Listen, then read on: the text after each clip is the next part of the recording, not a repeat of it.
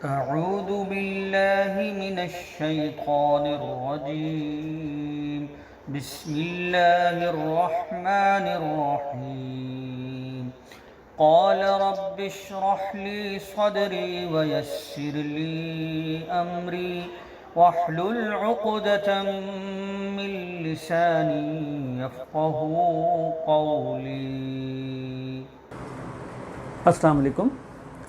In this chapter we will study different laws which are usually followed by the substances, chemical substances during a chemical reactions।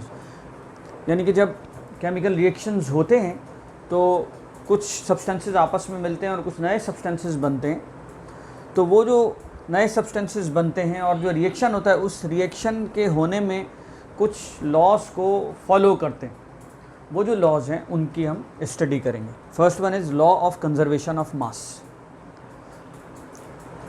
Conservation means कोई चीज़ जो है वो अपनी जगह पे यानी एज इट इज़ रहती है, चेंज नहीं हो रहा। तो मास में कोई चेंज नहीं हो रहा, ये बात इसमें बताई जाएगी। Mass is neither created nor destroyed during a chemical reaction. We can understand that in a chemical reaction. जो केमिकल रिएक्शन होता है उसको एक एरो से जाहिर करते हैं। जो एरो के लेफ़्ट हैंड साइड पे जो सब्सटेंसेस होते हैं उनको हम रिएक्टेंट्स कहते हैं और जो राइट हैंड साइड पे चीज़ें होती हैं उनको हम प्रोडक्ट्स कहते हैं। So according to this law we can say that the mass of reactants,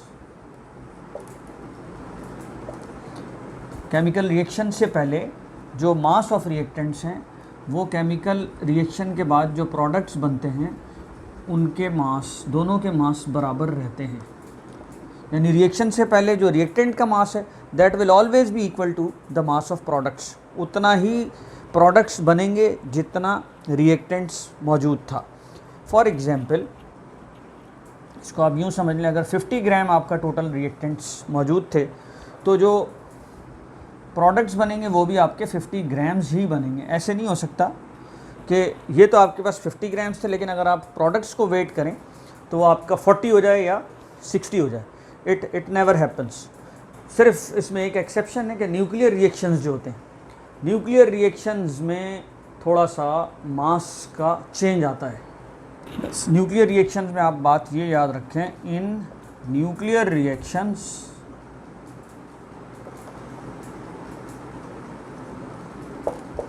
mass of reactants is not equal to mass of products।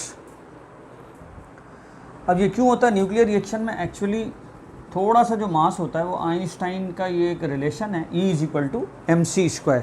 यानी एनर्जी बराबर है मास और this c is the speed of light, c का square. Energy में कुछ मास जो है वो एनर्जी में कन्वर्ट हो जाता है।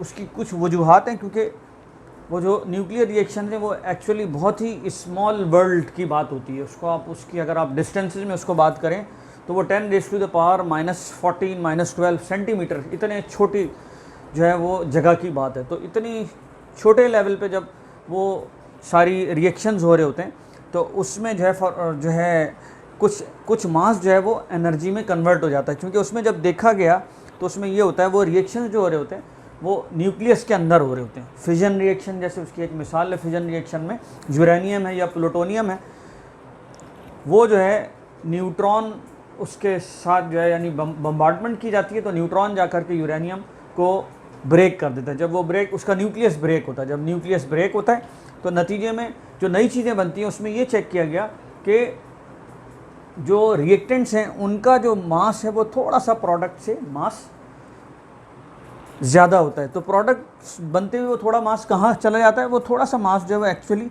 एनर्जी में कन्वर्ट हो जाता है और वो एनर्जी बहुत ह्यूज अमाउंट में होती है। यही एनर्जी जो है हम अपनी न्यूक्लियर पावर प्रोडक्शन के लिए इस्तेमाल करते हैं। For ordinary reaction or general reactions the law of conservation of mass is still valid, but for the nuclear reactions it is an exception. Second one is the law of constant composition or definite proportion. As the name refers, something is fixed, constant composition यानी जो parts हैं, जो चीज़ें हैं वो constant हैं या फिर डेफिनेट हैं, मखसूस ही रहेंगी, हमेशा उतनी ही आपको वो चीज़ मिलेगी।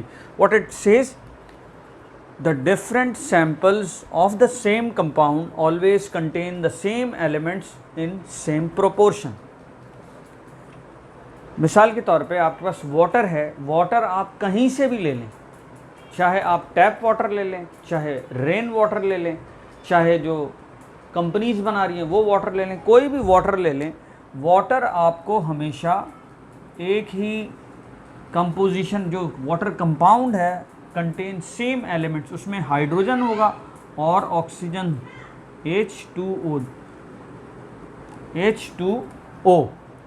यानी 2 हाइड्रोजन होंगे और 1 ऑक्सीजन होगा। पहली बात तो ये, और दूसरी जो बात अहम है वो ये कि बाय मास इसका प्रोपोर्शन जो अगर आप देखेंगे वो क्या होगा, 2:16, यानी बाय मास ये अगर 2 ग्राम है तो ये 16 ग्राम होगा आपके पास, और जब इसको आप सिंप्लीफाई कर लेंगे तो 1:8 बन जाता है।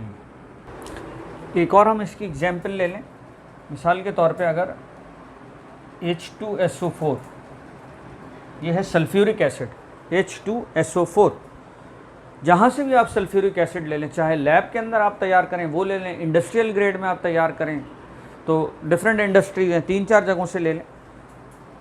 सल्फ्यूरिक एसिड में हमेशा हाइड्रोजन 2 हाइड्रोजन होंगे, 1 सल्फ़र होगा और 4 ऑक्सीजन मौजूद होंगे, यानी इस कंपाउंड में जो एलिमेंट्स का प्रोपोर्शन है वो हमेशा सेम ही होगा, हर H2SO4 ऐसे ही होगा। और बाय मास अगर आप देख लें तो 2 पार्ट जो है वो हाइड्रोजन का आ जाएगा, 32 सल्फ़र का पार्ट आ जाएगा, और ऑक्सीजन 16 ग्राम होता है, 16 4 64, ये प्रोपोर्शन इसका बनेगा। इसको आप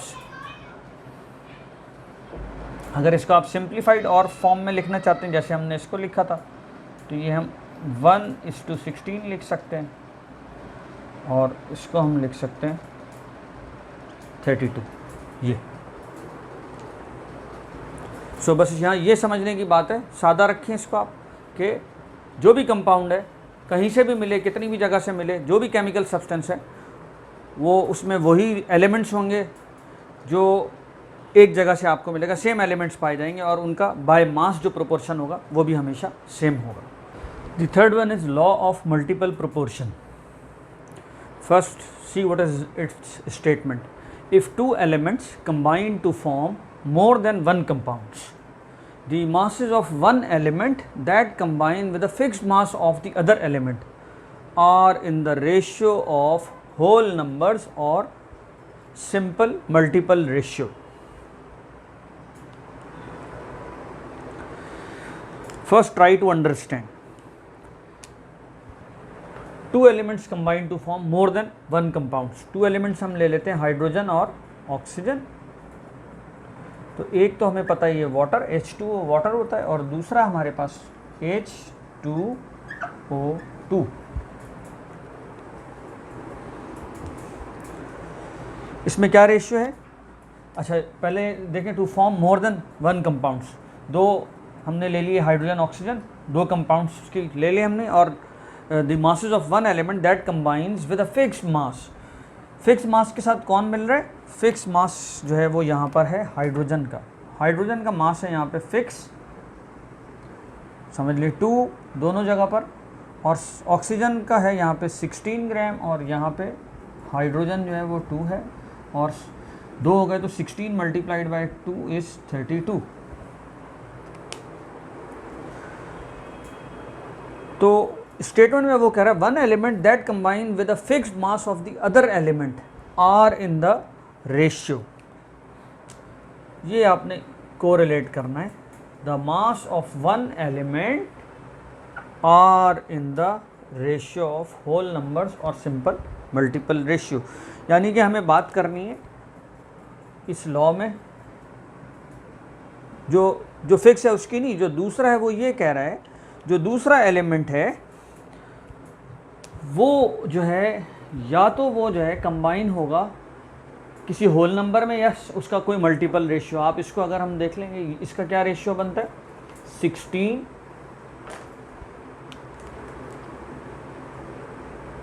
16 और 32। तो इनका रेशियो आपस में क्या बन गया 1:2।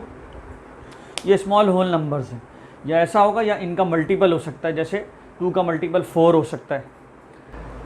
The fourth one is law of reciprocal proportion. It states that when two different elements separately combine with the fixed mass of third element, the proportion in which they combine with each other shall be either in the same ratio or some multiple of it. Again, my focus will always remain to understand the topic. Chemistry is very easy if you understand it. If you will try to just learn it by heart और रट्टा लगाएंगे आप खाली, then it will be very difficult. So try to understand.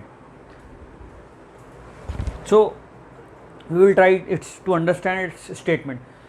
जो हमारा law of multiple proportion था उसमें और इसमें डिफरेंस ये है कि उसमें सिर्फ 2 एलिमेंट्स की बात थी, इसमें 3 एलिमेंट्स की बात होगी जब भी होगी, इसलिए इसको रेसिप्रोकल प्रोपोर्शन कह रहे हैं कि 2 डिफरेंट एलिमेंट्स हैं, वो सेपरेटली कंबाइन करते हैं किसी fix mass of a third element से। मिसाल के तौर पे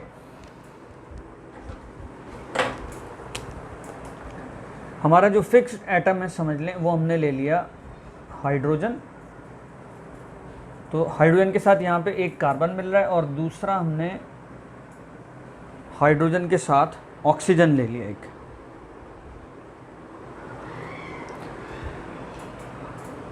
तो 2 डिफरेंट एलिमेंट्स कौन से हो गए? कार्बन और ऑक्सीजन 2 डिफरेंट एलिमेंट्स, वो सेपरेटली मिल रहे हैं, 2 अलग अलग कंपाउंड हैं। ये CH4 मीथेन है, ये आपका वाटर है, with a fixed mass of third element, यानी हाइड्रोजन जो है यहाँ पे फिक्स्ड है। The proportions in which they combine, अब इनका जो प्रोपोर्शन है हाइड्रोजन के साथ कार्बन और ऑक्सीजन का जो प्रोपोर्शन है, इस प्रोपोर्शन की सारी बात है इस लॉ के अंदर। So first we will check the proportion. Carbon का मास है 12, हाइड्रोजन का 1 होता है, 4 हाइड्रोजन है तो ये 4 हो गया। इसको जब हम सिंप्लीफाई करते हैं तो 4 1 4 और 4 3 12 होता है। इसको हम 4 की जगह 1 और 12 की जगह 3 इस तरीके से लिख सकते हैं। हाइड्रोजन 2 हैं तो 2 और ऑक्सीजन का 16 होता है मास। इसको जब आप सिंप्लीफाई करेंगे तो ये 1:8 आ जाएगा। अब सारी बात मैंने आपको कहा, सारी बात यहाँ पे किसकी है? कार्बन की और ऑक्सीजन की। वो कह रहा है इस लॉ के अंदर के ये दोनों जब आपस में मिलेंगे, जब भी ये दोनों मिलेंगे तो कार्बन और ऑक्सीजन जब मिलते हैं तो हमारे पास बनता है कार्बन डाइऑक्साइड। जब ये दोनों मिलेंगे तो इनका अगर आप प्रोपोर्शन देखें तो कार्बन का 12 और ऑक्सीजन का 16, बट यहाँ पे 2 हैं तो 16 × 2 इज़ 32। तो इसका अगर आप प्रोपोर्शन निकालें तो क्या आपका प्रोपोर्शन निकल गया?